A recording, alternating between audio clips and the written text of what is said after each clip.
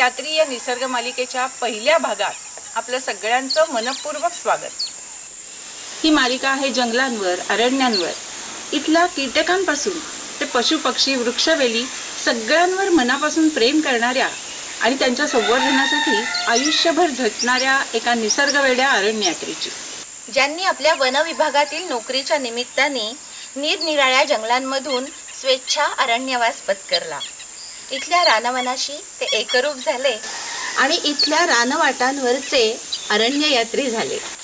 त्यांनी वन्यजीवनातल्या अनेक अद्भुत गोष्टी, छोट्या मोठ्या घडामोडी, निरीक्षणं ही मराठी भाषेतून छान, सहज, सोप्या शब्दात लिहून वाचकांसमोर आणली। आणि आज निवृत्तीनंतरही गेली 30 वर्ष आपल्या लेखनातून इथल्या वृक्षवेलींची पाखर माया वाचकांवर पांघरणारे वनमहर्षी म्हणजेच सुप्रसिद्ध साहित्यिक आणि निसर्गमित्र श्री मारुती चितमपल्ली। पण अजूनही सर्व निसर्गप्रेमींसाठी मात्र आदरणीय मारुतराव त्यांचीच ही गोष्ट आहे। मारुतराव यंदा 90च्या घरात पोहोचले, तरीही आजही त्यांचं लेखन अविरतपणे चालू आहे। त्यांना उत्तम आरोग्यासह निरामय दीर्घायुष्य लाभो अशी सर्व निसर्गप्रेमींच्या वतीने आम्ही सगळे त्यांना शुभेच्छा देतो। आणि या प्रसंगी त्यांच्या सन्मानार्थ अरण्य यात्री ही निसर्ग मालिका म्हणजे त्यांनीच लिहिलेल्या काही निवडक कथा, काही परिच्छेद, त्यांचं आत्मकथन यांचं अभिवाचन आज आम्ही त्यांना समर्पित करीत आहोत। एक निस्पृह वन अधीक्षक ते सुप्रसिद्ध साहित्यिक हा त्यांचा जीवन प्रवास खरोखरच थक्क करणारा आहे। या त्यांच्या निसर्ग यात्रेची नेमकी सुरुवात झाली तरी कशी? 1932 सालच्या कार्तिकी पुनवेचा माझा जन्म सोलापूरचा। बालपणही सगळं सोलापुरातच गेलं। आता मी 90च्या घरात प्रवेश केलाय। मागं वळून पाहताना वाटतं की मला असलेल्या छंदांमुळं माझं जीवन किती समृद्ध झालंय। हे छंद जोपासण्याच्या पाठीमागे माझी अनेक वर्षांची तपश्चर्या आहे। कितीतरी छंद आहेत मला। या सर्व छंदांचं एकाच वाक्यात वर्णन करायचं झालं तर मी म्हणेन मला निसर्ग निरीक्षणाचा छंद आहे। मला ओळखतात ते पक्षी शास्त्रज्ञ आणि निसर्ग लेखक म्हणून। आईबाबांनी मला जन्म दिला तसा कवचकुंडलांप्रमाणे पक्षी निरीक्षण आणि निसर्ग निरीक्षणाचा छंदही दिला। माझ्या आईला रानवाटांची भारी ओढ होती। मी निसर्ग पाहिला तो तिच्याच डोळ्यांनी। लहानपणी हिवाळ्याच्या सुट्टीत एखाद्या वेळी 4 दिवसांची रजा घेऊन मामा म्हणजे आमचे वडील, त्यांना आम्ही मामा म्हणत असू, ते आम्हा भावंडांना सोलापूर जवळच्या खानापूरला घेऊन जात असत। दिवसभर तिथल्या माळरानावरती मी एकटाच हिंडे। पावला पावलावर भुरगुंजा भुरकन उडत दूरवरून सातबायांचा तुई तुई असा सारखा आवाज येई। उंच आभाळात ससाना तरंगताना दिसे। दूर डोंगराच्या पायथ्याशी कोवळ्या उन्हात हरणांचा कळप चरताना दिसायचा। तसाच मग ओढ्याच्या काठांनी फिरत फिरत पार दिवस कल्ला की मग मी घरी परत येई। या मुक्कामात ताजी नीरा पिण्यासाठी मामा आम्हाला भल्या पहाटे 4लाच उठवत। पहाटे पहाटे आम्ही बनाची वाट धरत असू। शिंदीच्या बनातून चालताना आभाळातून चांदण्या डोकावत हळूहळू झुंजुरकं व्हायचं। पाखरं जागी व्हायची। सुगरण पक्ष्यांची शेकडो घरं उंच उंच फांद्यांवर डोलायची।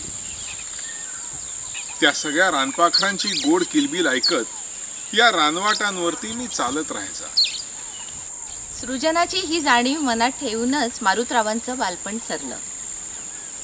महाविद्यालयात प्रवेश घेतानाच त्यांना त्यांच्या साहित्यप्रेमाचीही जाणीव झाली। लेखनाची, वाचनाची गोडी लागली। 1958 साली पुण्याच्या फर्ग्युसन महाविद्यालयात BScच्या शेवटच्या वर्षात शिकत असताना त्यांना सूचना फलकावर वन अधिकाऱ्यांच्या भरतीविषयी जाहिरात लावलेली दिसली। याकरता कोइंबतूर वानिकी महाविद्यालयात 2 वर्षाचा अभ्यासक्रम पूर्ण करायचा होता। यात वनशास्त्राच्या शिक्षणाबरोबरच अभ्यास दौऱ्यांकरता भारतभर प्रवास आणि वन खात्यातल्या नोकरीची हमी होती। अतिशय परिश्रमाने आणि स्वमेहनतीवर त्यांनी वानिकी महाविद्यालयात प्रवेश मिळवला. फॉरेस्ट कॉलेजमधून यशस्वीरित्या अभ्यासक्रम पूर्ण केल्यानंतर सातारा जिल्ह्यातील ढेबेवाडी वन विभागात वन अधिकारी म्हणून त्यांची प्रथम नियुक्ती झाली. लहानपणापासून जपलेला निसर्गात रमण्याचा छंदच मग उदरनिर्वाहाचं साधन झाला आणि ही निसर्ग यात्रा मग चालूच राहिली.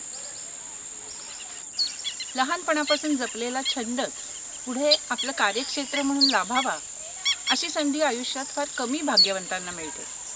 मारुतरावांना ही संधी मिळाली, त्याच्याबद्दल ते सांगतात. वनविद्येची ही वाट मला महाविद्यालयीन शिक्षणातून मिळाली. कोइंबतूर आणि डेहराडूनच्या फॉरेस्ट कॉलेजमधले माझे वनविद्येचे दिवस सुवर्णाक्षरात कोरून ठेवावेत असे चिरस्मरणीय आहेत. माझं वनविभागात जाणं हा केवळ अपघात नव्हे, तर ते माझं भाग्य आहे. वनांच्या सावलीत मी वाढलोय. ग्रंथात आढळून येणार नाही असं ज्ञान मला जंगलाकडून प्राप्त झालंय. गुरुजनांकडून कदाचित जे शिकता येणार नाही ते वृक्षांनी जंगलांनी मला शिकवलंय. खरोखर जंगल ही निसर्गाने मानवाला दिलेली अतिशय अमूल्य भेट आहे. मारुतराव तर म्हणतात की अरण्यातल्या वास्तव्यात मन अधिक विचारी बनतं, भावना अधिक पवित्र होतात. त्यांनी त्यांच्या लिखाणातून हेच सांगण्याचा प्रयत्न केला. ते म्हणतात, माझ्या आयुष्यात निसर्गातली अनेक सुंदर दृश्य मी पाहिलीत, पण कुवार अस्पर्श अशा पानगळीच्या जंगला इतकं उदात्त आणि सुंदर असं क्वचितच काही असेल. जंगलातली झाडं तुम्ही कधी नीट पाहिलीत? स्वतःचा मुक्त आकारबंध शोधणारी, पण आकार शोधताना शेजारी वाढणाऱ्या झाडांचंही भान ठेवणारी. अशा फोफावणाऱ्या झाडांना मग वारा शिल्पकाराप्रमाणे आकार देतो. जंगलातल्या प्रत्येक वृक्षाचा छताचा आकार वेगळा, काष्ठशिल्प वेगळी, त्यातून चांदण्यांनी भरलेलं आभाळ पाहत राहावं. ग्रह ताऱ्यांची लक्ष लक्ष पानं हलू लागतात. घनदाट अरण्यांबद्दलही खूप छान लिहिलंय त्यांनी. अक्षरशः वाचताना जंगलाचा अनुभव येतो. त्यांनी लिहिलंय, उंच पर्वतावरून ही जंगलं पाहिली ना तर ती एखाद्या लाटाविरहित हिरव्यागार अथांग समुद्रासारखी दिसतात. एकसारख्या उंचीची वृक्षांची छतं आणि हिरव्या रंगाच्या अगणित छटा. हेच अरण्य तुम्ही नदीकाठाने पाहत जाल ना तर घनदाट अरण्य म्हणजे काय याची प्रचिती येईल. अशा वनस्पतींच्या जंजाळातून अरण्यात प्रवेश करणं अवघड वाटत असलं तरी ते तसं नसतं. एकदा का एखाद्या पाऊलवाटेने तुम्ही अरण्यात प्रवेश केलात की अलिबाबाच्या गुहेत शिरल्याचा प्रत्यय येतो. जिकडे तिकडे अंधुक हिरवा प्रकाश पसरलेला असतो. क्षणोक्षणी वाऱ्यामुळे झाडांची पानं जमिनीवर टप टप आवाज करत पडत असतात. तर कुठे कळकीच्या बेटातले कळक एकमेकांवर घासताना होणारा कर्र कर्र असा विलक्षण आवाज सतत येत राहतो. मधूनच कुठे कीटकांचा थवा आपल्या डोक्यावरून घोंगावत निघून जातो, तर कधी अकस्मात रातकिड्यांचं संगीत सुरू होतं. अरण्यातले हे नाद मोठे अद्भुत असतात. अशा जंगलातल्या वाटेनं मी एकटाच आजूबाजूचे आवाज ऐकत जात असतो. सर्व वयाची झाडं तिथं उभी असतात, अगदी एखाद्या वाढ्याच्या थांबलेल्या वृक्षापासून ते बालतरूपर्यंत. माझ्या नजरेत भरेल अशा एकाच जातीच्या 10-15 वृक्षांच्या एखाद्या समूहाकडं मी पाहतो. त्यात एखादा प्रचंड वृक्ष सरळ आभाळात मान करून उभा असतो, तर काही वाकलेले वृक्षही आढळतात. त्याचप्रमाणे शेलाटी झाडंही उभी असतात. उंच वृक्षांनी त्यांच्यावर सावली धरल्यामुळे जणू त्यांचं वाढणंच खुंटलेलं असतं. काही झाडं जमिनीला कोन करून वाढत असतात, तर कुठे 2 झाडं एकमेकांना आलिंगन देत वाढत असतात, तर एखादं झाड दुसऱ्या झाडासमोर नम्र व्हावं तसं ओणावलेलं असतं. जंगलातल्या वाटेनी जाताना अशा वृक्षसमूहाकडे पाहताना वाटतं की या वृक्षांचं एकमेकांशी काहीतरी नातं आहे. या कुटुंबातील नातं शोधणं पाहणं हा माझा आवडता छंद आहे. मग मी फक्त त्यांच्या बुंध्यांची रेखाटनं काढतो. हळूहळू मला त्यांच्यातलं नातं उमगू लागतं. कुठे प्रेमाचं, कुठे दुराव्याचं, कुठं नम्रतेचं, कुठे ताठरपणाचं, कुठे समाधानाचं, तर कुठे साफल्यतेचं. मारुतरावांच्या लिखाणातून जंगलाकडे, निसर्गाकडे पाहण्याची एक नवी दृष्टी आपल्याला नकळत मिळून जाते. मारुतरावांनी त्यांच्या या स्वेच्छा अरण्यवासात वन्यजीवनावरही भरपूर लेखन केलं. त्यांच्या लेखनात अनुभवातला जिवंतपणा तर आहेच, पण भाषेवरही त्यांचं उत्तम प्रभुत्व आहे. त्यांच्या कथा ऐकताना कथेतला सारा असमंत नजरेसमोर सहज तरळून जातो. म्हणूनच त्यांच्या कथा वाचणं किंवा ऐकणं हे खरं जंगल अनुभवणं असतं. जंगलाचा अविभाज्य अंग असलेल्या सर्प जगताची ओळख आपल्या लिखाणातून करून देणारी एका अजगराचा जीवन प्रवास असाच नाट्यपूर्ण रीतीने आपल्यासमोर उलगडणारी त्यांची एक सुंदर कथा आपण ऐकूया. कथेचं नाव आहे अजगर. नवेगाव बांध आणि आजूबाजूच्या जंगलात अनेक पोखर डोंगरी आहेत. पोखर डोंगरी म्हणजे सृष्टीतील एक चमत्कार आहे. प्रचंड शिळा एकमेकावर रचलेल्या, त्या रचनेला कसलीही शिस्त नाही.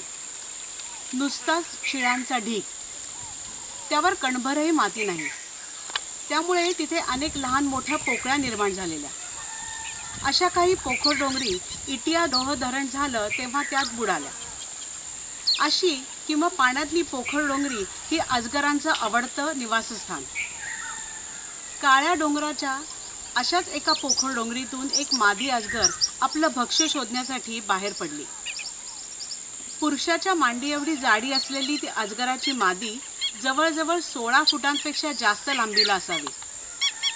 जिकडे तिकडे उंच गवत वाढलेल्या या जंगलात विरळ अशी तेंदू, ऐन, करू आणि पळसाची झाडं उभी होती. पळसाखालून निमुळती पाऊलवाट पार पाणझरीपर्यंत गेली होती. ही भेकरांची सगर होती. भेकरं याच सगरीवरून पाणी पिण्यासाठी ये जा करीत. ती अजगर मादी त्या पळसाच्या झाडावर चढली. या झाडाची एक फांदी जमिनीला समांतर गेली होती. शेपटीपासून मधल्या धडापर्यंत तिनं पळसाच्या फांदीला विळखा घातला. तोंडापासून बाकीच्या शरीराची सहज हालचाल होत होती. तहानेने व्याकुळ झालेला एक भेकर त्या सगरीवरून जात होतं. सायंकाळ झालेली. वाघ, बिबट, मांजर या प्राण्यांना जंगलातून चालताना आपली मान वर करून झाडावर पाहता येतं, परंतु इतर प्राण्यांना तसं पाहता येत नाही. पळसाच्या झाडाजवळ येताच भेकर थांबलं. त्याला अजगर दिसत नव्हतं, पण अतींद्रिय ज्ञानाने त्याला जाणवलं होतं की इथे धोका आहे. त्यानं आजूबाजूला मागे पुढे पाहिलं, काहीच दिसत नव्हतं. तो थपकत जात होता. इतक्यात पळसाचं पान टपकन खाली पडलं. तसं त्याने घाबरून फुटभर उंच उडी मारली आणि तो कुत्र्यासारखं भुंकला. पण जिकडे तिकडे सामसूम होती. पुन्हा दबकत चालत तो पळसाच्या फांदीखाली थांबला. पळसवेलीच्या जाड वाकड्या खोडासारखं काहीतरी लोंबताना भेकराला दिसलं. ते काय असावं हे कळण्यापूर्वीच अजगरानं त्याची मान तोंडात धरली आणि कडकडून चावा घेतला त्यानं. आणि ते प्रचंड धूळ भेकराच्या अंगावर आदळलं. क्षणात मागच्या पायावरून सुरू झालेलं वेटोळं कंबर, पोट, छाती, मानेपर्यंत व्यापलं गेलं. भेकराच्या भोवतीचा विळखा क्षणोक्षणी घट्ट आवळत होता. अखेरीस त्याच्या साऱ्या शरीरातील रक्ताभिसरण थांबलं. त्याचा श्वासोच्छ्वास थांबला आणि जीव गुदमरून तो धाडकन खाली कोसळला. घट्ट वेटोळ्यांमुळे भेकराच्या शरीरातील हाडं जागच्या जागी दबली गेली. हाडं असलेला तो लांब मांसाचा गोळा घोंगडीच्या वातीसारखा दिसत होता. भेकराच्या तोंडापासून अजगर मादीनं त्याला गिळायला सुरुवात केली. ते उबदार शरीर लवचिक अशा जबड्यातून आत ओढलं जाऊ लागलं. थोड्या वेळातच अजगर मादीने ते शरीर गिळंकृत केलं. भेकराची शिंग तिच्या कातडीखाली दिसत होती. रात्रभर ती त्या झाडाखालीच पडून राहिली. परंतु असं उघड्यावर पडून राहणं सुरक्षित नसल्यानं तिने पोखर डोंगरीची वाट धरली. तिथे ती आता सुस्तपणे पडून राहणार होती. काळ्या पहाडाच्या पायथ्याला इटिया डोहाचा सरणा आला होता. एक दिवस अजगर मादी त्या सरण्यातून पोहत पोहत डोहाच्या मध्यावर बेटासारखं दिसणाऱ्या पोखर डोंगरीकडे निघाली. ती पोहण्यात निष्णात होती. तिचा जोडीदार त्या पोखरीत राहत होता. एखादी लाट यावी तशी त्याला ती दुरून पोहत येताना दिसली. तो लगेच पाण्यात उतरला. पोखर डोंगरी भोवतालचं पाणी खूप खोल होतं. ती दोघं अजगरं आतुरतेने भेटली. बराच वेळ त्यांची जलक्रीडा चालू होती. त्यांनी एकमेकांना वेटोळे घातले. तिथल्या काळ्या निळ्या हिरव्या पाण्यात डुबी मारून लगेच ती वर यायची आणि आपल्या माना हातभर उंच करून पाण्यावर तरंगायची. पाण्याचा खळबळीचा आवाज दूरपर्यंत जाई. शेवटी ती दोघं पाण्याबाहेर आली. पोखर डोंगरीतल्या एका प्रचंड शिळेवर ती एकमेकांना बिलगून अनेक दिवस पडून होती. अनेक दिवस निघून गेले. तिला खूप अस्वस्थ वाटत होतं. ती जवळच्या बांबूच्या बेटावर गेली. तिथं रायमुनियाच्या दाट जाळ्या होत्या. तिने एका जाळीचा आश्रय घेतला. तिथे मऊ मऊ गवत उगवलं होतं. रात्रीच्या वेळी त्या गवतावर तिने 100 अंडी घातली. ती बदकाच्या अंड्या एवढी होती. अंड्याचं कवच मऊ कातड्यासारखं होतं. तिने नाकाच्या सहाय्याने ती अंडी व्यवस्थित पिरामिडच्या आकारात रचली. नंतर तिने त्या अंड्याभोवती गोल गोल वेटोळं घातलं. सारी अंडी झाकली गेली. हळूहळू अंड्याला स्पर्श करणाऱ्या तिच्या अर्ध्या अंगाचं तापमान वाढू लागलं. ती ऊब अंड्यांपर्यंत पोचू लागली. 2 महिने ती जागची हलली नाही. तिनं खाल्लेल्या भेकरावर तिचं पोषण होत होतं. एक ऋतू जाऊन दुसरा ऋतू आला. तेव्हा तिने अंड्याभोवतालचं आपलं वेटोळं काढताच अंडी कोसळली आणि फुटू लागली. अंड्यातून बाहेर येण्याची धडपड करणाऱ्या पिल्लांना तिनं तोंडानं ओढून घेतलं. ती पिल्लं एखाद्या स्प्रिंगसारखी बाहेर येऊन वळवळू लागली. या विणीच्या काळात तिचा जोडीदार एकदाही तिकडे फिरकला नाही. रायमुनियाच्या जाळीत ती पिल्लं इकडे तिकडे विखुरली. बरेच दिवस तिने त्या पिल्लांवर पाखरवाया घातली. एका वर्षात ती पिल्लं 6 ते 8 इंच वाढली. आता ती जाणती होऊ लागली होती. तशी ती स्वतंत्र संचार करत कृमी, कीटक, उंदीर, बेडूक आणि लहान पक्षी यांच्यावर उदरनिर्वाह करू लागली. त्यातली बरीचशी पिल्लं सर्पगरुडांनी टिपली. काही हुदाळ्यांनी मटकावली. उरल्या सुरल्यांनी पोहत पोहत तळ्याकाठचं जंगल गाठलं. आता त्यांची ताटातूट झाली. वाट सापडेल त्या दिशेने ती निघून गेली. पावसाळा संपला. ऑक्टोबरची कडक उन्हं पडू लागली. तसं त्या अजगराच्या मादीला खूप बेचैन वाटू लागलं. तिच्या अंगाला खाजही सुटू लागली होती. तिची शरीरावरची काट टाकायची वेळ झाली होती. तिनं काळ्या डोंगराची वाट धरली. सुसरीच्या पाठीसारख्या ऐनाच्या खोडावर तिने आपले ओठ घासले. तशी तिथली कात सैल झाली. तोंड आणि मानेवरची कात टरफलासारखी निघू लागली.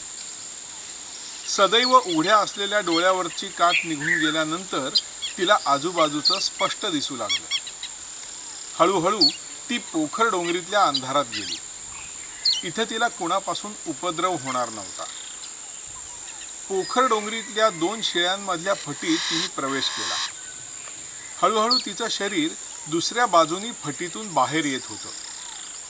हळूहळू तिची कात मागे सरकत होती. नवीन काया असलेली सरपीण हळूहळू मंद गतीनं फटीतून बाहेर येत होती. तिचा जणू पुनर्जन्म होत होता. तिला इंद्रधनुष्याच्या रंगाची कांती लाभली होती. ती त्या शिळेवर पहुडली होती. झळाळत्या रत्नांचं सौंदर्य तिला लाभलं होतं. अंगावर सोनेरी चौकोन होते. त्याला मोतिया रंगाची किनार होती. खालचा भाग स्फटिकासारखा चमकत होता. धरेवर उतरलेल्या एखाद्या नागकन्येसारखी ती दिसत होती. ती पुन्हा 1 वर्षांनी तरुण झाली होती. काही दिवसांनी तिला आपल्या जोडीदाराची आठवण झाली. इतिया डोहाच्या सरणात तिने प्रवेश केला. थंडगार पाण्याने तिचं अंग शहारलं. ती आपल्याच नादात तरंगत चालली होती. इतक्यात काठावर असलेल्या नागराजाची नजर तिच्यावर पडली. तो लगेच पाण्यात शिरला. बेसावत असलेल्या सर्पिणीला विळखा घालण्याचा तो प्रयत्न करू लागला. तिला संकटाची जाणीव झाली. साऱ्या सर्पजगात अजगरा इतका शक्तिमान कोणी नाही. त्या सर्पिणीने मोठ्या चपळतेने नागराजाची मान आपल्या जबड्यात घट्ट पकडली. अतिशय विषारी असलेल्या त्या नागाची लांबी अंदाजे 15 फूट तरी असावी. तिनं नागराजाच्या शरीराभोवती घट्ट विळखा घातला. त्याचा जीव प्रचंड कासावीस होत होता. तुंबळ युद्ध जुंपलं. पाण्यात प्रचंड खळबळ उडाली. नागराज सुटायची धडपड करत होता. रागाने फुतकारत होता. त्यांनी दंश केला असता तर ती 5 मिनिटात गतप्राण झाली असती. परंतु त्याची मान तिच्या जबड्यात घट्ट अडकली होती. त्याच्या गळ्याला सर्पिणीच्या शेपटीचा घट्ट फास बसला होता. तो काहीही हालचाल करू शकत नव्हता. 2 दिवस आणि 2 रात्री हा जीवघेणा संघर्ष चालू होता. अखेर नागराजाला तिचं सामर्थ्य कळून चुकलं. निसर्गात सूडबुद्धीने कोणी कुणाची हत्या करत नाही, परंतु स्वतःच्या संरक्षणासाठी सर्पिणीला ते करणं भाग पडलं होतं. तिच्या शरीराभोवती नागराजानं घातलेला विळखा क्षणोक्षणी सैल पडत होता. अखेर नागराजाने गुदमरून प्राण सोडला. नुकतीच मिळालेली नवीन काया आणि नागराजाशी झालेली शर्थीची झुंज या परिश्रमांनी अजगराची मादी फार थकून गेली होती. पोखर डोंगरीतल्या अंधारात एका शिळेवर आपल्या जोडीदाराला विळखा घालून ती अनेक महिने गप्पगार पडून होती. वन्यजीवनाचं हे लोभस रूप दाखवणाऱ्या अनेक सुंदर कथा आपण अरण्य यात्री या निसर्ग मालिकेतून ऐकणारच आहोत. पण आज इथेच थांबूया. नवीन माहिती आणि नवीन कथा घेऊन पुन्हा भेटूया अरण्य यात्रीच्या पुढच्या भागात.